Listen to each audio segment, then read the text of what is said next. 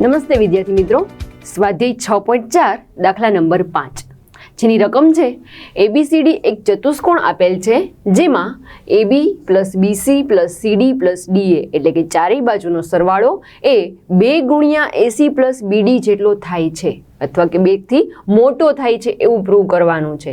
AC plus BD એટલે કે બંને વિકર્ણના 2 ગણા કરીએ એ ચારેય બાજુના સરવાળા કરતાં મોટું થાય છે એવું આપણે સાબિત કરવાનું છે. તો સૌપ્રથમ તો જે આપણે ગુણધર્મ છે એ ગુણધર્મનો વારાફરતી ઉપયોગ કરતા જઈશું. અહીં ચતુષ્કોણમાં જોઈ શકાય છે કે ABCD ચતુષ્કોણમાં O બિંદુ છે એ 2 વિકર્ણનું છેદ બિંદુ છે. તો આ બંને વિકર્ણથી ટોટલ 4 ત્રિકોણ બને છે, 1 2 3 અને 4. ચારેય ત્રિકોણમાં આપણે આપેલા ગુણધર્મનો ઉપયોગ કરીશું કે 2 બાજુનો સરવાળો ત્રીજી બાજુ કરતાં મોટો હોય છે. તો ચલો વારાફરતી ચારેય ત્રિકોણની વાત કરીએ. તો સૌપ્રથમ તો જે આપણને ગુણધર્મ ખ્યાલ છે એ ગુણધર્મ લખીએ કે આપણે જાણીએ છીએ કે ત્રિકોણની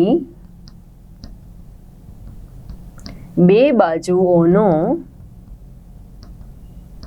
સરવાળો ત્રીજી બાજુ કરતાં વધારે હોય છે. આ એક જ ગુણધર્મ છે, એને આપણે ધ્યાનમાં રાખીને ક્રમશઃ અલગ અલગ ત્રિકોણો લઈશું. સૌપ્રથમ પહેલો ત્રિકોણ લઈએ, ત્રિકોણ OAB. તો અહીંયા લખીએ ત્રિકોણ OAB માં 2 બાજુઓ લઈ, એક બાજુ OA અને બીજી બાજુ OB. તો આવું થશે OA વત્તા OB. આ બેનો સરવાળો કરીએ એ ત્રીજી બાજુ એટલે કે AB એના કરતાં વધુ હોય છે. હવે બીજો ત્રિકોણ લઈએ BOC. તો અહીં બીજો ત્રિકોણ લખીએ અથવા કે OBC એમ પણ લખી શકાય. તો OBC માં કઈ 2 બાજુનો સરવાળો કરીશું? તો કે OC અને OB.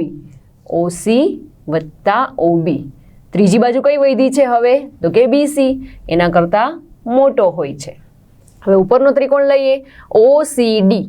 ત્રિકોણ લખીએ ત્રિકોણ OCD માં 2 બાજુઓ OD અને OC. OD વત્તા OC ગ્રેટર દેન ત્રીજી બાજુ છે CD. હવે ચોથો ત્રિકોણ છે ODA.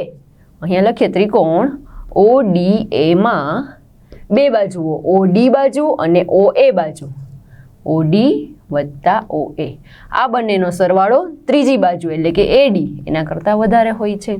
અહીં આપણે જે 4 ત્રિકોણ લીધા છે એ ચારેય ત્રિકોણને અલગ અલગ પરિણામ આપી દઈએ. પરિણામ 1 2 3 અને 4. હવે 1 થી 4 પરિણામનો વારાફરતી સરવાળો કરતા જઈએ. તો અહીંયા લખું છું પરિણામ 1 2 3 અને 4 નો સરવાળો કરતા. સરવાળો કઈ રીતે કરવાનો હોય છે? ડાબી બાજુનો સરવાળો ડાબી બાજુ સાથે તથા જમણી બાજુનો સરવાળો જમણી બાજુ સાથે. તો ચલો ચારે પરિણામની ડાબી બાજુ લખીએ. તો પહેલા પરિણામની ડાબી બાજુ છે OA વત્તા OB. બીજા પરિણામની ડાબી બાજુ છે વત્તા OC વત્તા OB. ત્રીજું પરિણામ OD વત્તા OC. ચોથું પરિણામ OD વત્તા OA. વચ્ચે નિશાની છે ગ્રેટર ધેનની, તો વચ્ચે ફરીથી નિશાની ગ્રેટર ધેનની.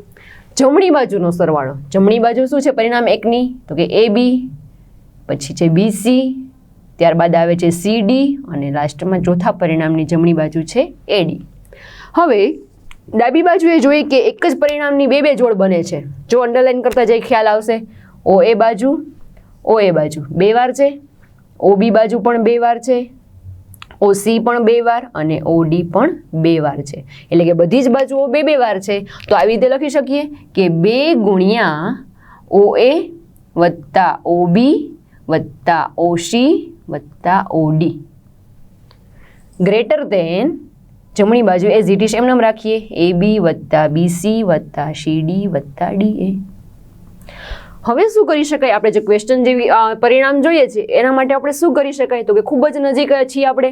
જોયું AB BC CD DA એ તો આપણે મળી ગયું છે, માત્ર આ જ મેળવવાનું બાકી છે.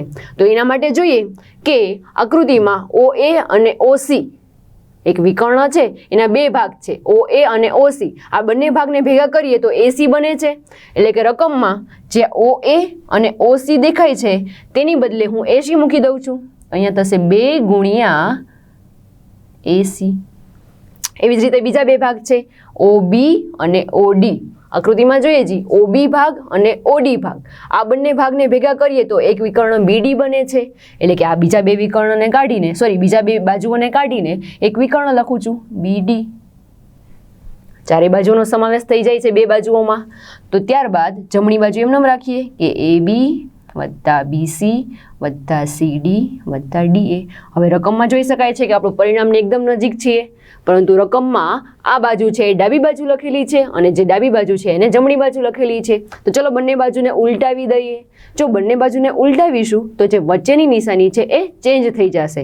અહીંયા જે ગ્રેટર ધેનની નિશાની છે એ લેસ ધેનની નિશાની થઈ જશે. તો અહીંયા પરિણામ બનશે AB વત્તા BC વત્તા CD વત્તા DA. જે ગ્રેટર ધેન છે એના બદલે લેસ ધેન થઈ જશે અને અહીંયા આવશે 2 ગુણ્યા AC વત્તા BD, જે આપણને રકમમાં માંગેલું પરિણામ સાબિત થાય છે.